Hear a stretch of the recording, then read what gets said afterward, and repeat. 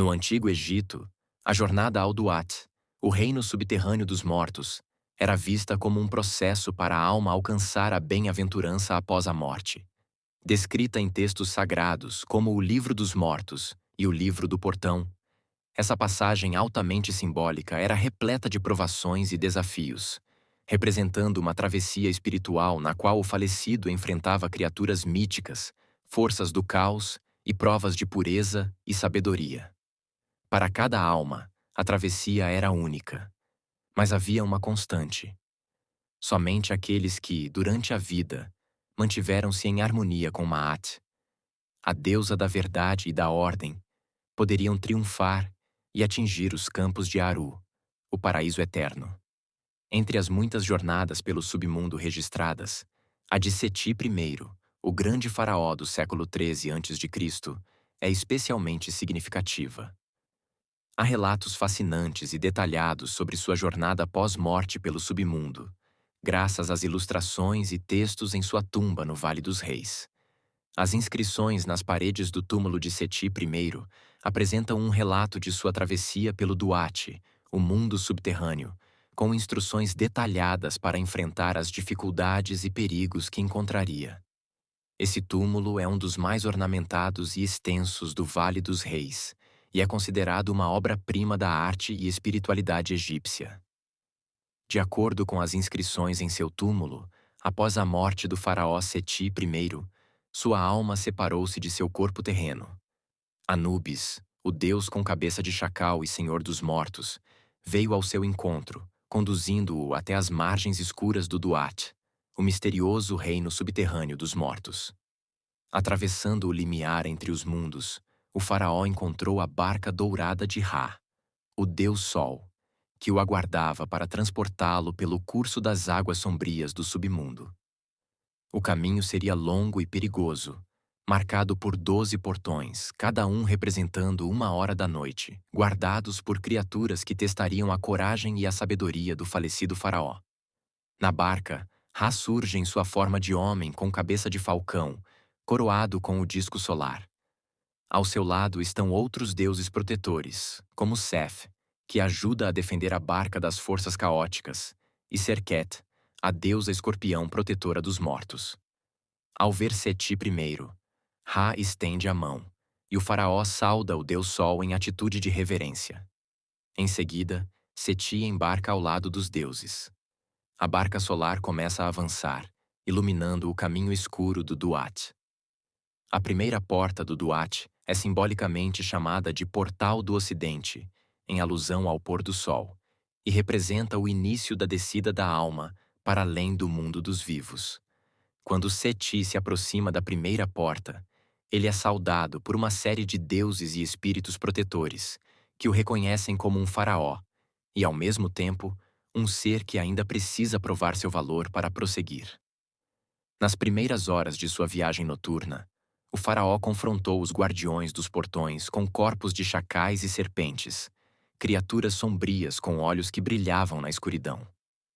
A cada portão, o faraó era submetido a uma prova, e somente superando esses desafios, a porta se abria para um nível mais profundo do Duat. O terceiro portão está associado a um momento significativo na jornada do faraó, que envolve a pesagem do coração na Sala da Verdade. Esse julgamento, fundamental para a travessia do Duat, é um dos eventos mais cruciais do processo de transição para a vida eterna.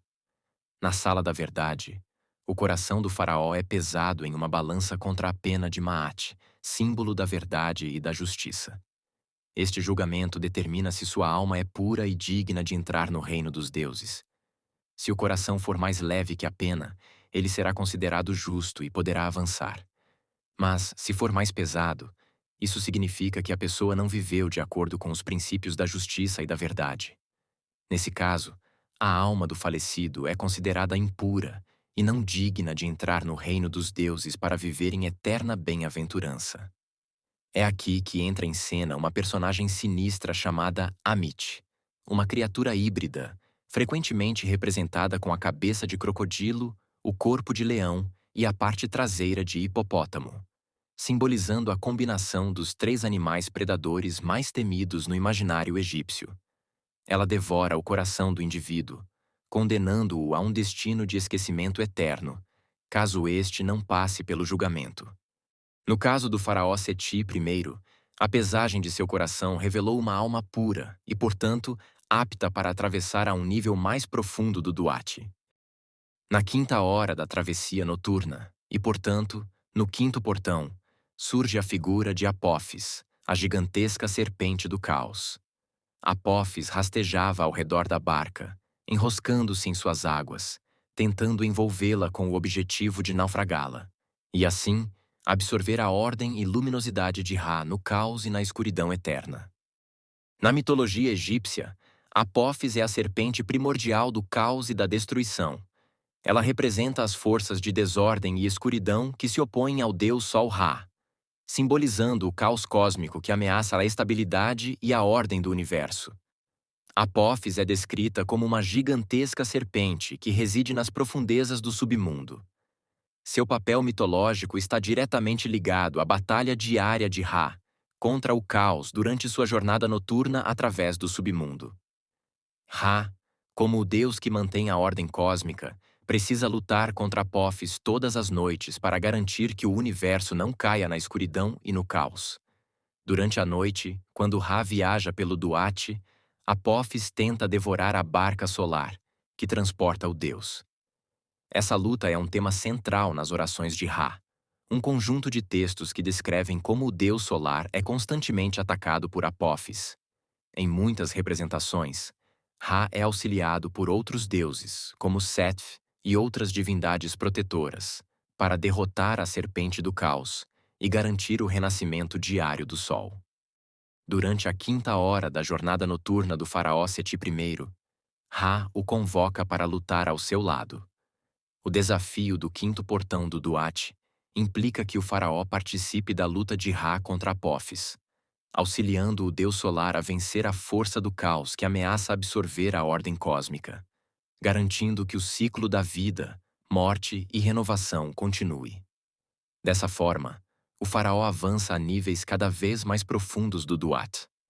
A cada novo portão, o faraó vence um novo desafio e avança para o próximo nível, aproximando-se cada vez mais da vida eterna e da bem-aventurança divina. No 10º portão da jornada, o faraó se encontra com Osíris, o deus do submundo e da ressurreição. Neste encontro, Seti I é guiado por forças divinas, passando por testes e rituais de purificação, até ser aceito por Osíris. Esse portão está associado à confirmação do faraó como digno de entrar na vida eterna. Nesse ponto, o faraó é recebido por Osíris, que o autoriza a acessar os campos de Aaru, o paraíso egípcio. Finalmente, no 12º portão, a travessia do Duat atinge o ápice da transformação espiritual. Este portão marca a última etapa antes de alcançar os campos de Aaru, onde a alma do faraó finalmente alcança a união com Osíris e a promessa da vida eterna. O 12º portão é guardado por entidades divinas que reforçam o tema da purificação final e da redenção. Aqui, o faraó é submetido a uma última prova de pureza e integridade espiritual. As forças do caos e da escuridão tentam mais uma vez desviar sua alma, mas o faraó é guiado por divindades protetoras e seres cósmicos que garantem que ele supere qualquer obstáculo. O portão simboliza a definitiva libertação da alma do faraó das influências do caos e da escuridão, permitindo-lhe alcançar uma existência eterna em plenitude.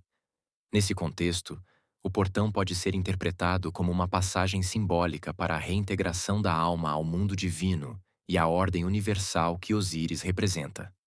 Com esse passo, o faraó finalmente entra no reino da transcendência, os campos de Aaru, em perfeita união com o divino. A jornada pelo Duat é uma travessia simbólica que reflete o processo de transformação e purificação da alma.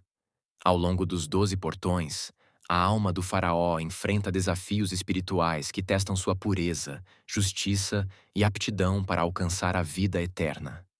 A jornada culmina no encontro com Osíris, deus da ressurreição e da justiça, que valida o caminho da alma e a conduz aos campos de Aaru, onde a imortalidade e a paz eterna são alcançadas. O mito e a arte funerária, como as inscrições na tumba do faraó Seti I, não só descrevem esses testes e triunfos, mas também reforçam a importância da deusa Maat, a verdade e a ordem, como guia para atravessar as dificuldades do além, garantindo a continuidade da vida no ciclo cósmico.